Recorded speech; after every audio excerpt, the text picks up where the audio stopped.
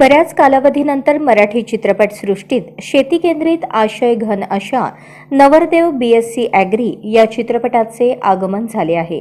Aryans entertainment प्रस्तुत मिलिंद लडगे यांची उत्कृष्ट निर्मिती असलेला हा चित्रपट 26 जानेवारी सर्वत्र प्रदर्शित झाला आणि चित्रपटगृहात यास मिळणारा प्रेक्षकांचा उत्स्फूर्त प्रतिसाद बघता तो नक्कीच एका ज्वलंत विषयाच्या दर्जेदार मांडणीची पावती देतो एवढे मात्र नक्की।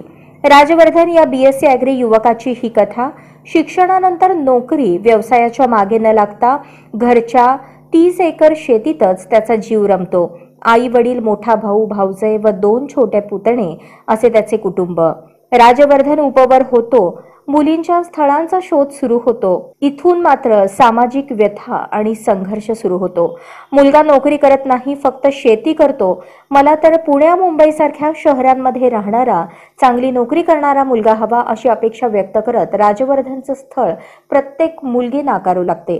वास्तविक राजवर्धन प्रयोगशील शेतकरी आहे। स्वतःपुरती नव्हे तर सामूहिक शेतीद्वारे गावाची प्रगती घडवण्याचे त्याचे प्रयत्न आहेत।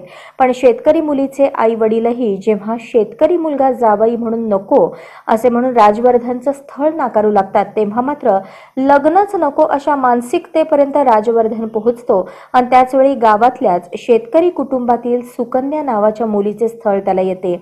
पाहता क्षणीच त्याला ती आवडते। शेतीतील सर्व संकटांवर मार्ग काढून नोकरीपेक्षा चांगले पैसे शेतीतून मिळवून आनंदी आयुष्य जगू शकतो।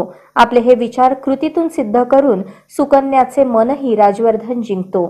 अशातच तिला PSIचं स्थळ येतं आणि येथेच कथानकाला नाट्यमय वळण मिळतं। अखेर ही लग्नाची सुपारी राजवर्धन की PSI यापैकी कोणाबरोबर फुटते हे चित्रपटगृहात जाऊन पाहणंच उत्कंठावर्धक ठरेल। क्षितिज दातेने जिगरबाज रांगड्या तितक्याच कुटुंबवत्सल प्रेमळ राजवर्धनची भूमिका अभिनयातून जिवंत केली। प्रियदर्शनी इंदलकरनेही नायिकेच्या मुख्य भूमिकेला तेवढ्याच न्याय दिला। मिश्किल व समर्थ अभिनयातून वडिलांच्या भूमिकेतील मकरंद अनासपुरे यांचं अस्तित्व सतत जाणवत राहतं। गार्गी फुले, रमेश परदेशी, नेहा शितोळे, हार्दिक जोशी, सैराट फेम तानाजी गालगुंड यांच्यामुळे चित्रपटाला एक वेगळीच उंची लाभली आहे। राम खाटमोडे यांचे लेखन दिग्दर्शन अत्यंत कसदार।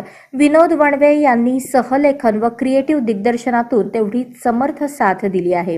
ज्वलंत गंभीर विषय हाताळताना मार्मिक खुमासदार संवाद व विनोद शैलीची दृश्यांद्वारे त्यांनी चित्रपटावरील पकड कायम ठेवली। शहरात उदरनिर्वाहासाठी आलेल्या युवकांच्या मनगटात शेतीसाठी पुन्हा गावी परतण्याचे बळ हा चित्रपट देतोच, पण आपण जे अन्न खातो ते पिकवण्यासाठी शेतकऱ्यांना दररोज कोणकोणत्या आपत्तींना सामोरे जावे लागते याबाबतही शहरवासियांना तो अंतर्मुख करायला लावतो।